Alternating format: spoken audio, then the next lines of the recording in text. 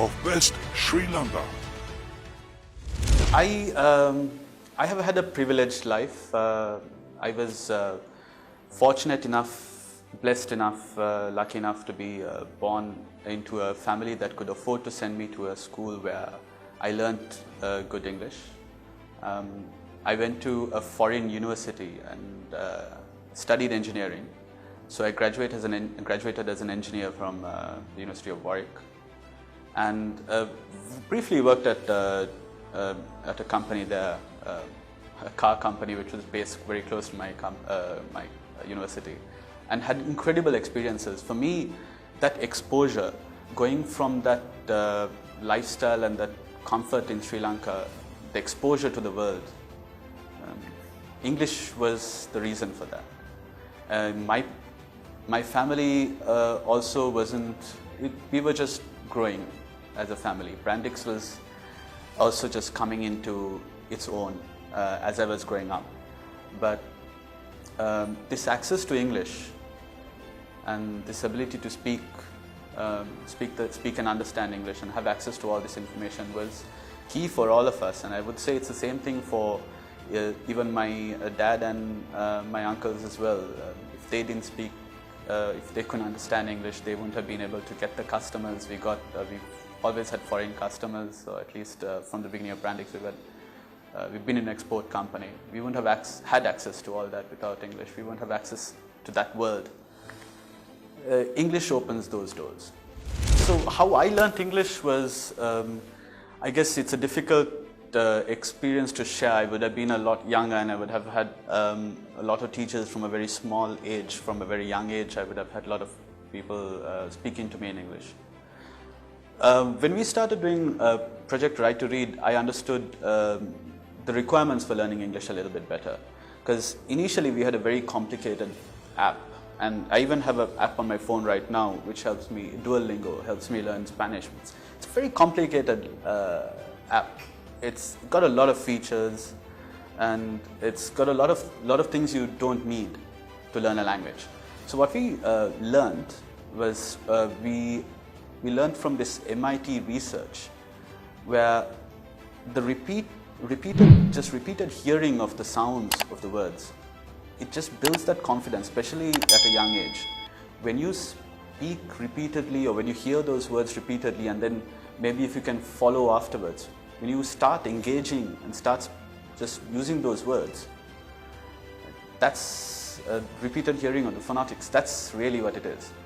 Because without experience, without speaking English, you can't really learn. So that's where Right to Read also comes in, where you just hear the words. You hear the words, you see the words, and eventually you'll pick it up. So yeah, we looked into this, and you're right, they give less prominence to English. But they were also developing at a time when information was starting to be produced and being available in mass. This was at the beginning of the time of the internet. You see, half of the internet is in English, but when they started, the second highest language spoken is German, but the second highest internet access, if I'm not mistaken, is Mandarin. So I'll have to double check that figure, but if I'm not mistaken, it's around the 10% range, 55% in English, and it's just under 10% is in Mandarin. So the Chinese language, or Mandarin, not so much Cantonese, but Mandarin has been able to involve itself from the early days and have a lot of information available to them in their own language. But going forward, I don't agree with that. Going forward, I think that they are approaching English in a very ambitious way. Without English, even Japan can't move forward. Japan produces and exports their goods and services to mostly English-speaking countries.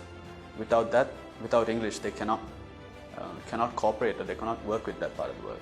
So any business, even China, with the we keep going back to the India example, where we say there are 15,000 languages spoken in India, but the bridging language has to be English.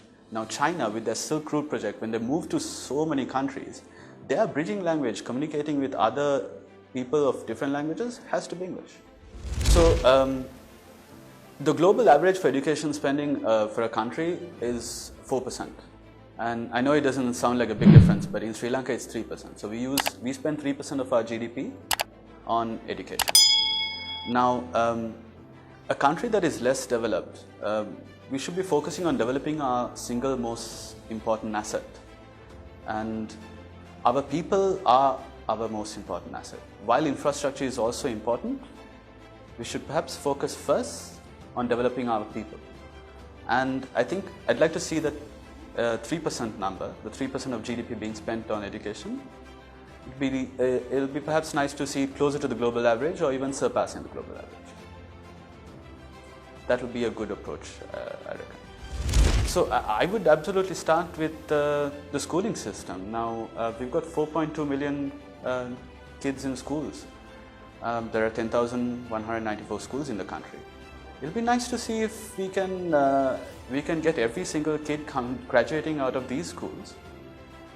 It should be a standard that we should not accept if they graduate out of a school, Sri Lankan school, they should speak perfect and fluent English. Otherwise, they cannot engage in the global arena. We want to see a Sri Lanka in the global arena. We don't want to see a Sri Lanka stuck within itself. We're a great country. We've got a lot of opportunities, a lot of a great future ahead of us. But English will help us enter that global arena. It's got to be done at the schools.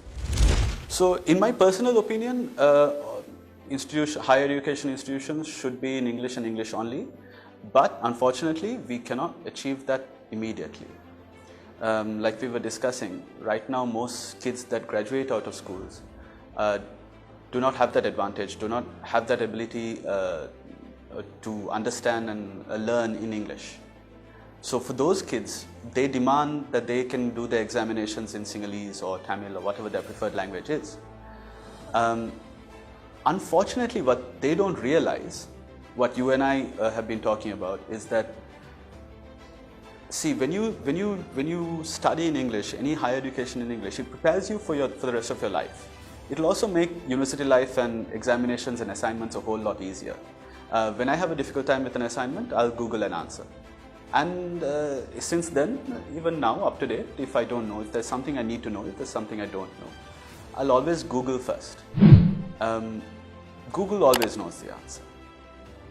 Unfortunately, that's the thing. 55% of the internet is in English. And these kids just don't have access to that. This is not all information production, this is just the internet. 55% of internet is in English. And if you don't have access to that, what's the point? So again, maybe we can give it some time. Maybe we can prepare our kids 4 or 5 years from now. Maybe we can ensure that everyone who graduates out of school first speaks perfect and fluent English. Then we can enforce or start putting limitations into this higher education language. A future Sri Lanka overcoming the language problem. I don't think we have a problem. I think we are good. We are very good compared to some of the other developing countries in the world. Not to say that we don't have room for improvement. Every day we want to get better. We don't want to compare ourselves with someone who's worse than us. We want to compare ourselves with someone who's better than us. We want to be better than Singapore. We want to be better than America. We want to be better than Finland. So yes, I'm very hopeful of Sri Lanka's future. I think we'll be doing great. Again, we're not as bad as Africa. We're not as bad as certain parts of Kazakhstan and Indonesia. But yeah, there's a lot of room for improvement. See, technology is your friend. And we keep talking about this. If you have the desire to learn, there is no information. It's the 21st century. There's nothing in the world that's inaccessible.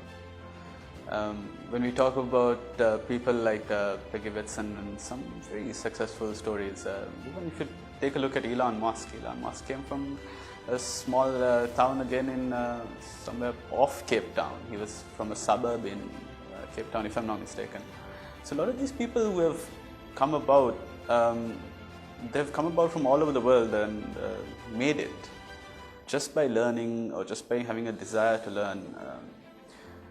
Steve Jobs at one point had mentioned that he always had the desire to learn more than what he was asked. Even when he was in university, he tried to go for design classes, he was studying, if I'm not mistaken again, I think he was studying engineering, and he used to go for design classes, which were not part of his classes. He just desire to learn and desire to Google. I know a couple of Sri Lankan entrepreneurs who have done remarkably well. And if you start looking into their stories, it's surprising. Some of them working in Silicon Valley, some of them working still in Sri Lanka, but doing very well for themselves. And some of them working in large blue chip companies around the world, like Facebook, Twitter. There's Sri Lankans working in NASA. If it's all from the desire to learn, and that feeds, and it fuels. It fuels your, that hunger fuels your thirst for adventure, or thirst for knowledge rather, sorry. So these kids have managed to learn so much and use their knowledge into a practical application and succeed in life. So if they do have a desire to learn, find out what I would encourage any student to find out what makes you come alive, or what your desire would be, and then learn it. It could be anything, you know. One kid might decide that if he has a computer, he wants to take it apart, break it apart, and look at it in tiny little pieces. Another kid might decide that he wants to learn how to paint on his little tablet or on a device. Another kid might, like we just talked about earlier, go to Khan Academy and learn to code and develop an app. But whatever it is, just do it. If you have a desire, just learn. No knowledge will go waste in anything.